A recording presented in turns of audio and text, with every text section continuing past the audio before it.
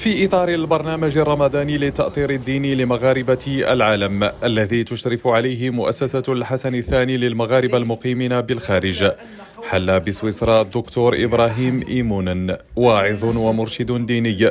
واحد من بين العشرات الذين أرسلتهم المؤسسة إلى العديد من البلدان الغربية من أجل مواكبة أفراد الجالية المغربية في المجالات الدينية والروحية والثقافية طوال شهر رمضان.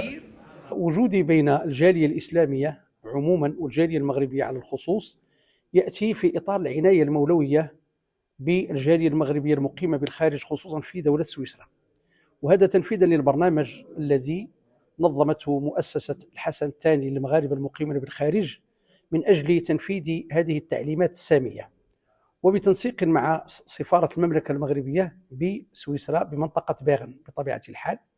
من أجل التواصل مع أفراد جاليتنا وتلبية حاجياتهم الروحية والأجوبة عن أسئلتهم الدينية. ويتولى الدكتور إبراهيم إيمومن طيلة ليالي رمضان بمختلف المدن السويسرية مهمة الوعظ والإرشاد وتقديم دروس في القرآن الكريم والسنة النبوية بين العشاءين بهدف توحيد صفوف الجالية المغربية والإسلامية وتمتين أواصر الأخوة والمحبة فيما بينهم، فضلا عن دعوته إلى قطع الطريق أمام الدعاة المتطرفين الذين يجدون في شهر رمضان فرصة لنشر خطاباتهم البعيدة عن قيم الإسلام السمح.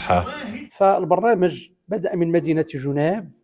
وطبعا تخللته مجموعة من الأنشطة، خطابة الجمعة، دروس، محاضرات،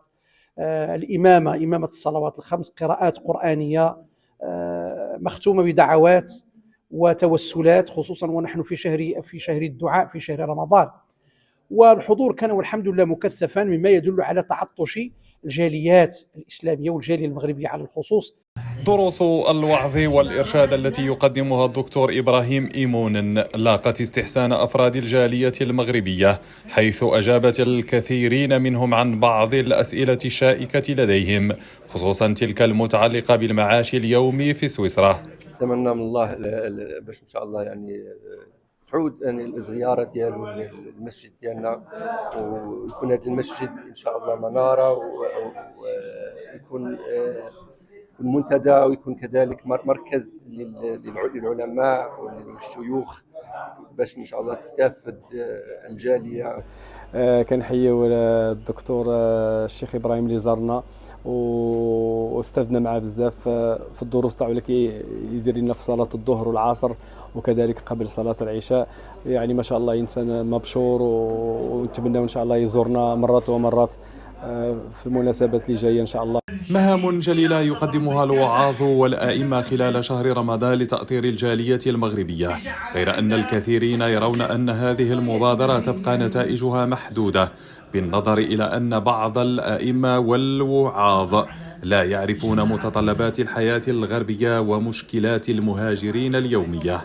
مبادرة تأطير مغاربة العالم خلال شهر رمضان يجب ألا تقتصر على هذا الشهر الفضيل، بل يجب أن تتعداه إلى بقية شهور السنة، فمغاربة العالم يحتاجون للتأطير والتوجيه الديني من أجل حمايتهم من التيارات المتطرفة.